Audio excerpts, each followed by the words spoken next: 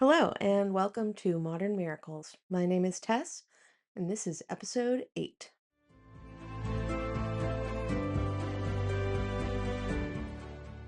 So, one thing I'd like to clarify about this podcast is when I refer to modern miracles, I'm talking about anything that happened after the last apostle passed away.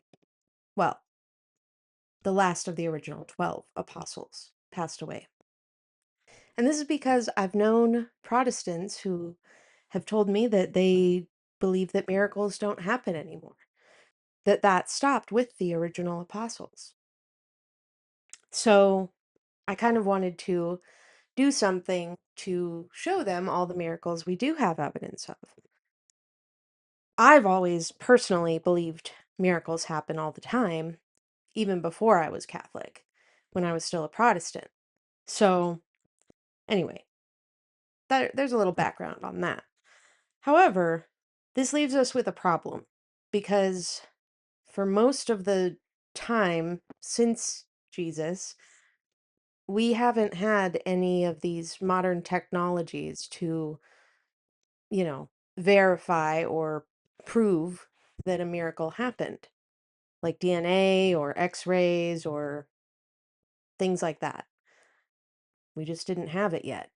So, some of the older ones, it really comes down to witness testimony and writings and things that maybe sometimes artifacts, but generally, the ones we have that solid scientific evidence for are going to be either it's an object that we could test, like the Shroud of Turin, or it's based on testimony, especially for some of the older saints. So, keeping that in mind, today I'm going to do something a little bit different. I'm going to be telling you two apocryphal stories. These are generally regarded to be legends, or there was an ounce of truth that then got embellished over the years. We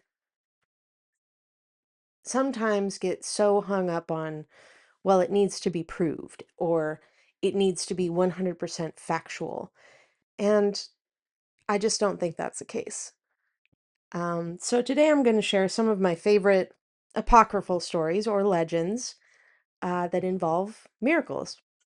Just because they're legends doesn't mean there's no evidence for them. They could be true, or at least partially true. So, let's get into it. Our first story takes place in 1220 in a small village called Gubbio, Italy. Now, at the time, there were a lot of wolves in Italy, and this particular town, Gubbio, happened to be completely terrorized by one of these wolves. It began with eating livestock and animals and quickly went to attacking humans, which it stuck with. It developed a taste for them, let's say. And it got so bad that these people were basically holed up inside the village and under siege by this wolf because they couldn't go outside of the gates or it would attack people. At this time, St. Francis of Assisi was living in Gubbio.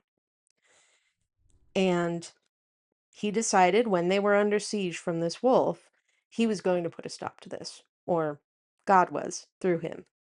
So he went out to the gates of the city, followed by the villagers who were telling him, "Don't go out there, you're going to get eaten." Um, but he went anyway, and he opened the gate and stepped out and called out to the wolf. And the wolf, seeing him, trotted up to him and sat down as if to listen.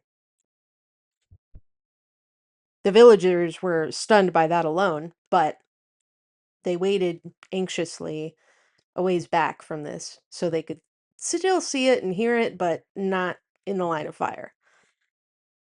So, St. Francis says to the wolf, "Brother Wolf, thou hast done much evil in this land, destroying and killing the creatures of God without his permission. Yea, not animals only hast thou destroyed, but thou hast even dared to devour men, made after the image of God. All men cry out against thee. The dogs pursue thee, and all the inhabitants of this city are thy enemies. But I will make peace between them and thee, O brother wolf, if thou no more offend them. And they shall forgive thee all thy past offences, and neither men nor dogs shall pursue thee any more. At this, the wolf kind of lowered his head in what seemed to be shame, and St. Francis took this to be his consent.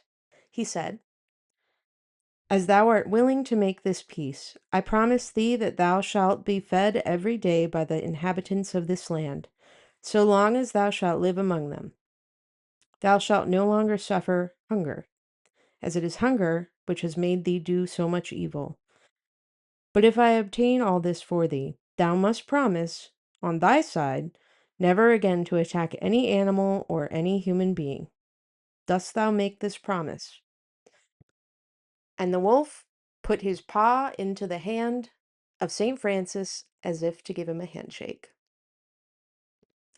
And it is said that from then on, the wolf lived peacefully in the village among the villagers and never hurt anyone else again.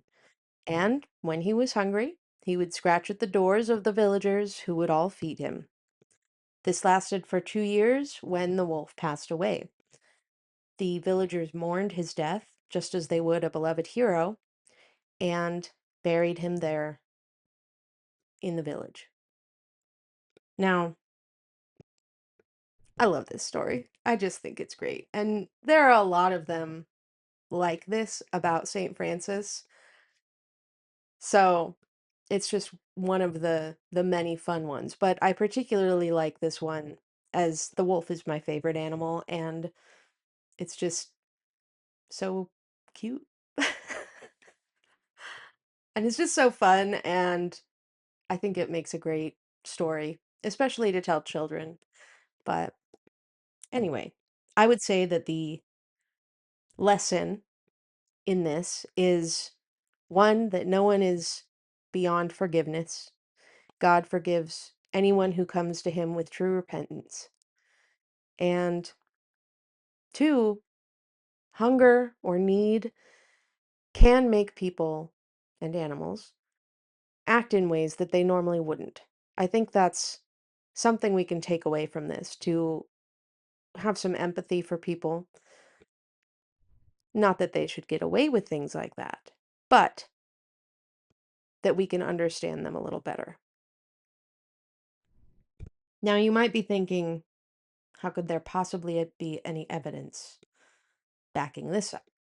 Well, much later, hundreds of years later, in the 1800s, they were doing some excavation in the town of Gubbio and under the church there.